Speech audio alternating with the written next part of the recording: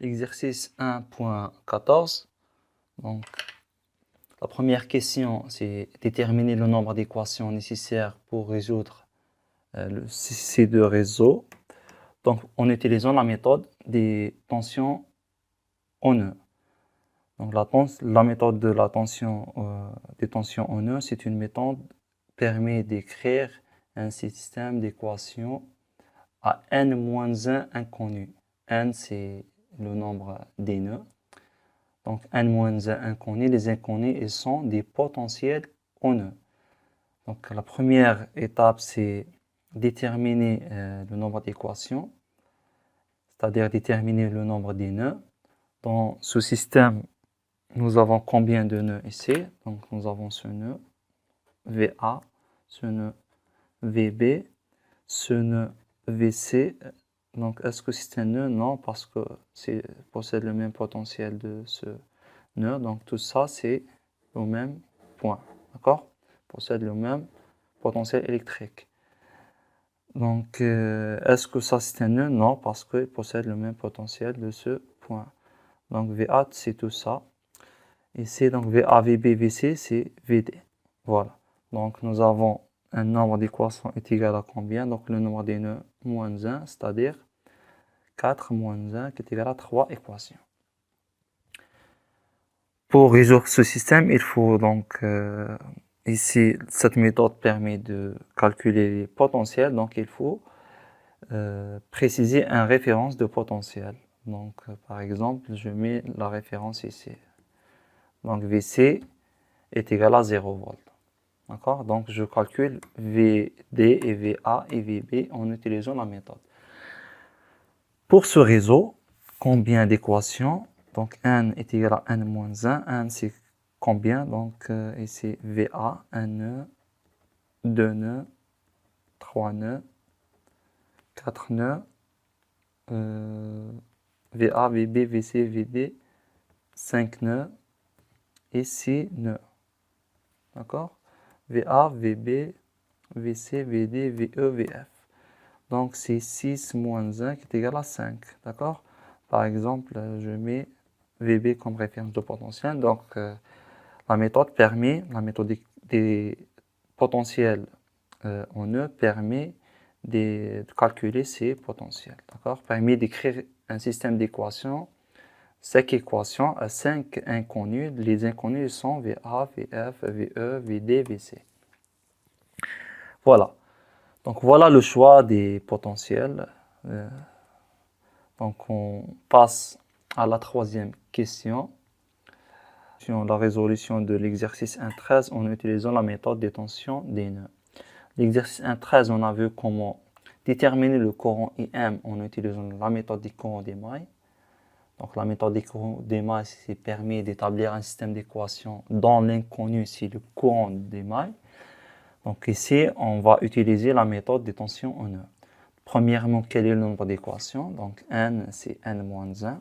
Donc, 1 nœud, 2 nœuds, 3, 4 nœuds. Donc, n est égal à 4 moins 1 qui est égal à 3. Donc, 3 équations. Deuxièmement, il faut fixer une référence de potentiel. Moi, je veux calculer EM. D'accord? EM, c'est quoi? Donc, EM, c'est ce courant. Donc, c'est cette tension divisée par la résistance.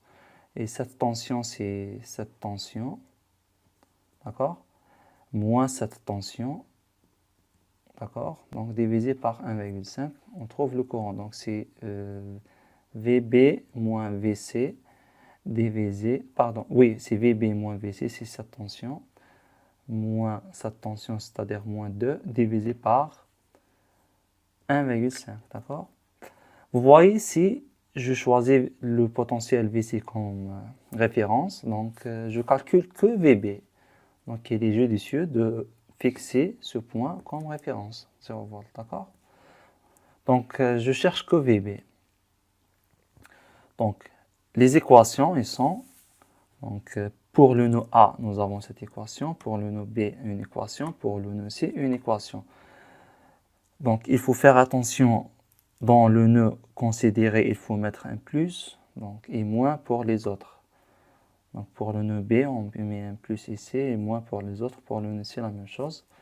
Et remplir que ces cases, d'accord? Comment remplir ces cases? Donc à chaque case, on écrit la somme des conductances liées à la branche. Donc dans le nœud A, quelles sont les branches associées au nœud A?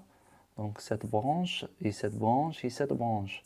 La somme des conductances, donc la conductance c'est l'inverse de la résistance, donc c'est 1 divisé par 1 plus 1 sur 2 plus 1 sur 2. C'est-à-dire 1 plus 0,5 plus 0,5, c'est-à-dire 2. Donc je mets 2. Ici, je suis au nœud A, donc je vois entre A et le B, donc voilà, entre A et le B. Donc quelle est la conductance de cette branche? Donc c'est 2, la résistance 2, donc la conductance c'est 0,5, l'inverse. Je suis au nœud A, donc entre A et D, donc voilà le D, donc voilà la branche, donc j'ai cette résistance, donc je mets ici l'inverse, c'est 1, est égal à quoi? Est égal à la somme des courants qui entrent, la somme des courants générés par les générateurs des courants qui entrent au point A, au nœud A, plus la somme des forces électromotrices multipliées par les conductances de branches. Ici, je n'ai pas, par exemple, un générateur de courant comme ça pour mettre le courant. Donc, j'ai que, donc ici, il n'y a pas force électromotrice, donc je ne mets rien. Ici, il n'y a pas force électromotrice, je ne mets rien. Donc, dans cette branche, j'ai cette force. Elle est orientée comme ça. Donc, j'ai plus dans le côté de le nœud A. Donc, je mets ici plus 12 fois la conductance de la branche, c'est-à-dire fois 1. Donc 12 fois 1, c'est 12. D'accord? Donc l'unité de cette quantité, c'est l'ampère, parce que 12 fois la conductance, c'est l'ampère. La même chose dans le nœud B. Donc je remplis premièrement cette case. Donc le nœud B, j'ai donc cette conductance 0,5 plus 0,25 plus 1 sur 1,5. Donc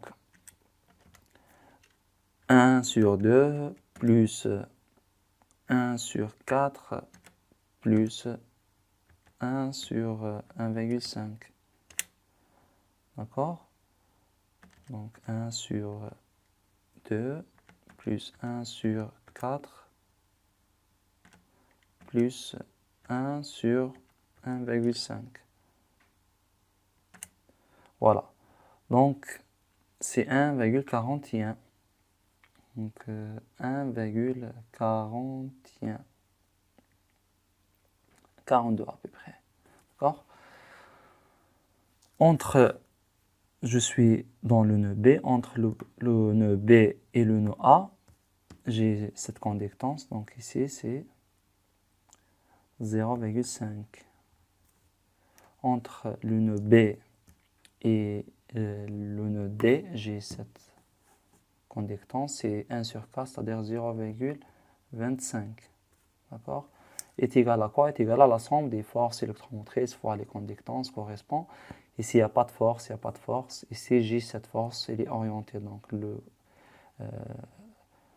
cette tension est orientée dans le sens en côté de ce nœud. Donc, je mets donc 2 fois 1 sur 1,5, c'est-à-dire 2 divisé par 1,5.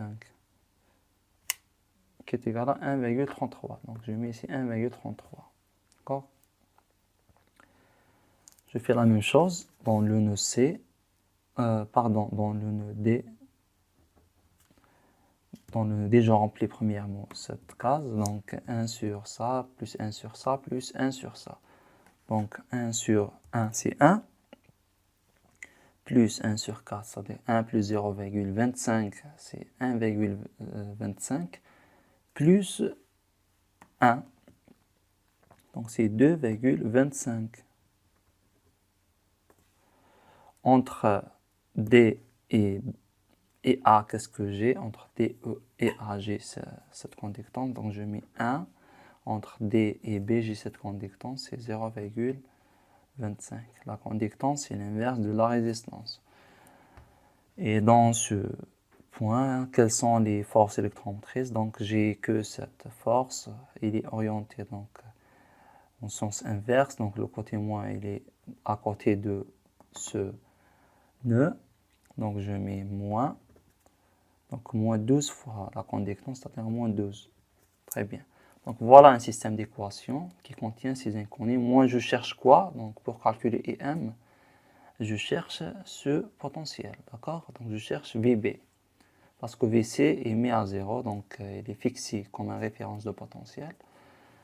Donc je calcule VB. Donc VB c'est quoi? C'est tout simplement un rapport de deux déterminants. Donc contient ces éléments de, je remplace ça ici, c'est 12 moins 1, moins 0,5, 1,33, moins 0,25, ok, moins 1, moins 12, 2,25 divisé par le déterminant qui possède ces éléments, c'est-à-dire 2, moins 0,5, moins 1, moins 0,5, 1,42, moins 0,25, moins 1, moins 0,25, 2,25. D'accord? Qui est égal à donc